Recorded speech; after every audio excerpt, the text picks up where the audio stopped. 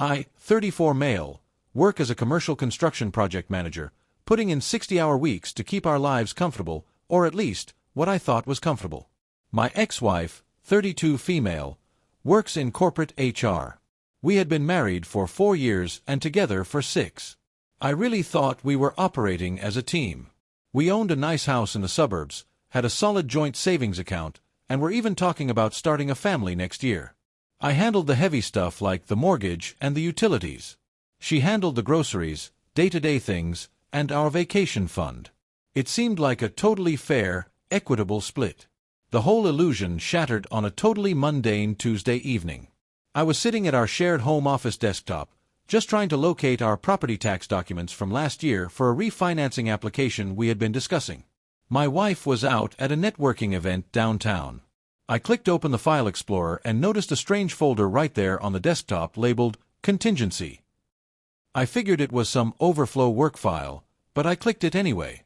It wasn't work. It wasn't tax documents. It was a massive series of exported PDF text message threads and bank transfer receipts. I opened the first PDF, and the room just went completely silent. Her sister, 35 female, was actively advising my wife on exactly how to siphon money out of our joint savings without triggering my banking alerts. The texts were right there in black and white. Her sister wrote to transfer it in increments of $2,500. She told my wife to tell me it was for the kitchen remodel escrow we had casually talked about. Once it was in her private account, they were going to use it for a down payment on a condo. I kept reading, and it just got worse. The condo wasn't for us.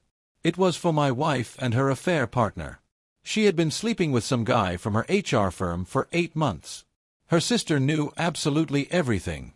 In fact, her sister was actively helping her hide the affair, providing alibis for when she was out late, and encouraging my wife to drain my finances dry before dropping divorce papers on me.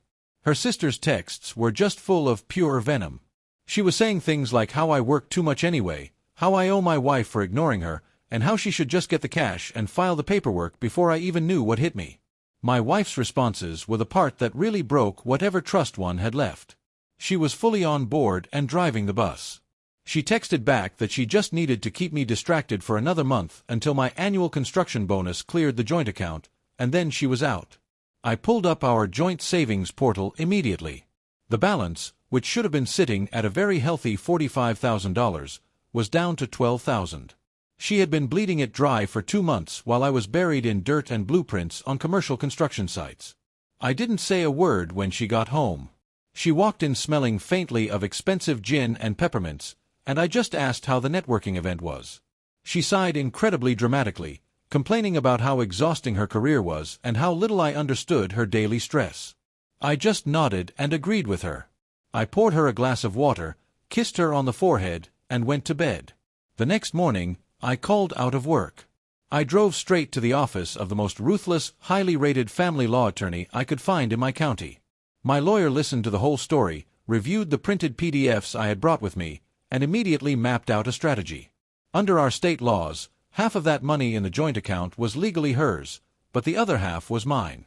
Deliberately dissipating marital assets in anticipation of a divorce is something family court judges take highly personal offense to. My lawyer instructed me to open a private bank account at a completely different banking institution that day. I was to reroute my direct deposit immediately. But the most important piece of advice he gave me was that I was not to leave the marital home under any circumstances. Leaving the house could be construed as abandonment, and it would give her the upper hand in the property division. He told me to let her think she was still running the show. We needed to document everything, and when she made her final move for the big chunk of money, we would trap her. Living with her over the next 3 weeks was an exercise in absolute psychological endurance. Because she felt like she was winning, she became increasingly arrogant. She started picking fights over the most minor household issues, clearly trying to justify her internal narrative that I was a terrible husband. She complained about the landscaping not being perfect. She yelled at me because my work boots were left in the garage instead of the mudroom. The absolute peak of her entitlement happened on a Sunday morning. I was sitting at the kitchen island, just drinking my coffee and reading the news on my phone. She came downstairs, visibly irritated that I was even occupying space in the house. She demanded to know when I was going to authorize the equity release transfer for the kitchen remodel escrow we had allegedly discussed. I kept my voice entirely level and told her I had looked at the joint account and it was extremely low. I asked her directly where the $33,000 went. She didn't even miss a beat. The gaslighting was instantaneous. She told me she had moved it to a high-yield account so we could combat inflation. She accused me of never listening to her, saying this was exactly why she had to handle all the financial planning. She told me I was completely checked out of the marriage. I asked if I could see the statement for the high-yield account. Her face flushed bright red with anger. She asked if I was interrogating her. She said she manages the money because I'm too busy playing construction worker to understand basic finance. And then she looked me dead in the eye and said I was lucky she even married me. I looked at her, really taking in the person sitting across from me. The mask had completely slipped. She felt absolutely untouchable. I just smiled slightly and told her she was right. I said I am lucky. She scoffed, poured herself a cup of coffee, and walked into the living room, clearly satisfied that she had put me in my place and shut down the conversation. She had no idea how literal my statement was. I was incredibly lucky to have found that contingency folder before she drained my bonus and completely emptied my life out. The next day, my lawyer called. We were ready. We had all the financial records subpoena ready. We had undeniable proof of the dissipation of assets. I had secured my remaining funds, frozen our joint credit cards to prevent her from racking up marital debt in my name, and the divorce petition was drafted.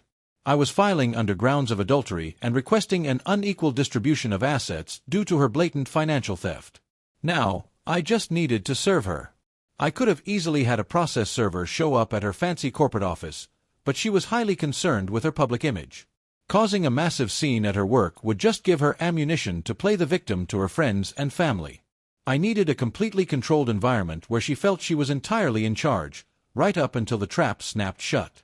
I went home and told her that I had spoken to a financial advisor and realized she was totally right. I told her I was ready to sign the paperwork to release the equity in our home for the kitchen remodel and for her other investments. I told her I scheduled a meeting at a title company's office downtown for Thursday morning. In reality, the office belonged to a colleague of my lawyer, and the person who was going to be sitting behind the desk wasn't an escrow agent at all. It was a private process server. She was absolutely thrilled. She immediately texted her sister. I was watching the synced messages on my phone in real time.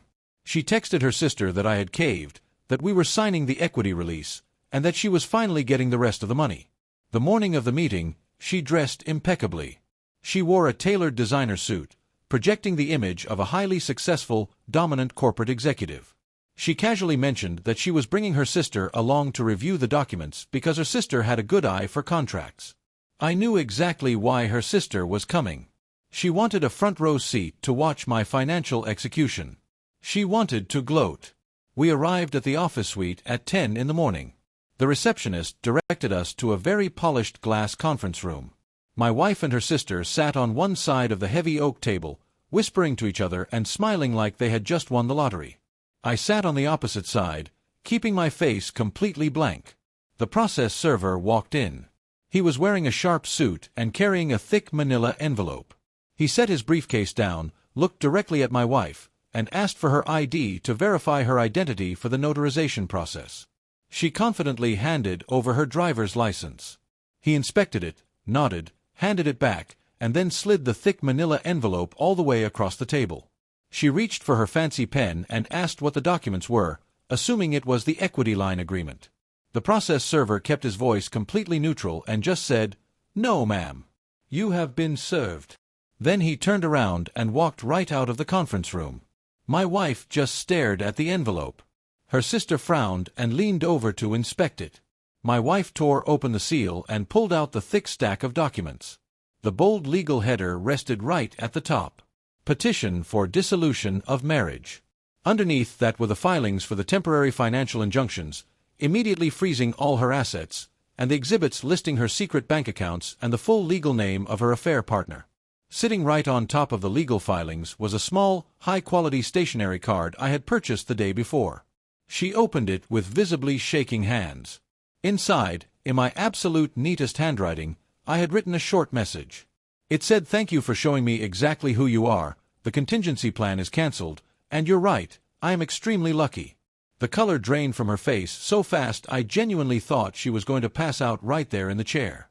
She looked up at me, her mouth opening and closing, but no sound came out. Her sister grabbed the papers, her eyes darting frantically across the pages as she realized that every single secret they had meticulously planned was laid out in black and white legal text for the court to see. My wife finally stammered out, asking if I went through her computer, her entire corporate composure shattering into a million pieces. I stood up from my chair and calmly told her that she left it on the desktop. I told her I would be staying in the guest room at the house until she figured out her living situation, and that she was not to speak to me. I told her my lawyer would communicate with hers, assuming she could afford one now that her hidden accounts were frozen. I wished them both a great day and walked out. As the heavy glass door swung shut behind me, the silence in the room broke. My wife started screaming. Not even words, just a shrill, panic-stricken wail. I walked to my truck, feeling lighter than I had in months, and drove to my job site.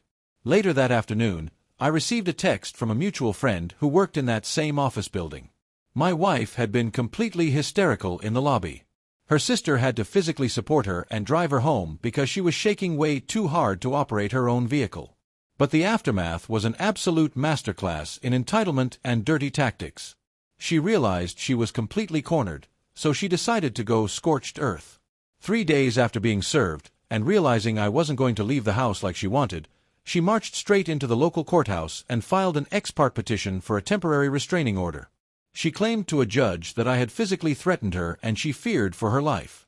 This is a pretty standard, albeit completely despicable, legal maneuver used by desperate spouses to force the other person out of the marital home and gain immediate exclusive use of the property. The police showed up at my house that evening to serve me the order and physically escort me off the premises. I didn't argue. I complied peacefully, packed a bag, and went to a hotel. She really thought she had one. She moved her affair partner into my house just 2 days later.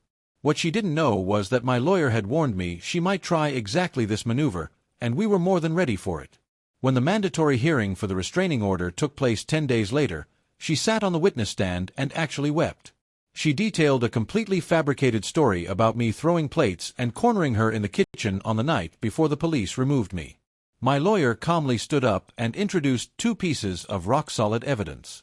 The first was the time-stamped, uneditable geolocation data from my company construction truck, proving beyond a shadow of a doubt that I was 70 miles away on a commercial job site during the exact hours she claimed the abuse occurred. The second was the motion-activated exterior ring camera footage, which clearly showed her leaving the house alone, smiling, and casually carrying a gym bag at the exact time she swore to the court she was cowering inside fearing for her life. The judge was absolutely furious. Judges absolutely despise having their time wasted with perjury, especially when it trivializes actual victims of domestic violence. The judge vacated the restraining order immediately right from the bench and issued a very stern, very loud warning about perjury charges. From that single moment on, her credibility with the court was absolute zero. During the financial discovery phase of the divorce, we subpoenaed the records from the private account she and her sister had set up. We traced every single dollar she had siphoned from our joint savings. We also proved she had been using marital funds to pay for expensive hotel rooms with her affair partner for months. When it finally came time for the final settlement, the hammer dropped incredibly hard. Because she had engaged in malicious dissipation of marital assets and filed a fraudulent restraining order in bad faith to steal the house, the judge awarded me a heavily skewed division of property. I was awarded the house outright. She was ordered to reimburse me for my half of the stolen $33,000. Since her accounts were totally depleted from paying her own legal fees, the judge ordered that her reimbursement be deducted from her remaining, very tiny share of the home's equity. Furthermore, because of her blatant bad faith litigation tactics, the judge ordered her to pay 70% of my attorney's fees. She ended up walking away with virtually nothing. No new condo. No home equity. No leverage whatsoever. Her sister, who had proudly financed the early part of her legal battle, cut her off completely when the money ran dry and the reality of the legal bills set in. The affair partner vanished the exact second he realized she wasn't walking away with a massive cash settlement to fund their lifestyle. The last I heard through the grapevine, she was renting a very cramped studio apartment on the bad side of town, living paycheck to paycheck, and dealing with an absolute mountain of legal debt that she can barely afford the interest on.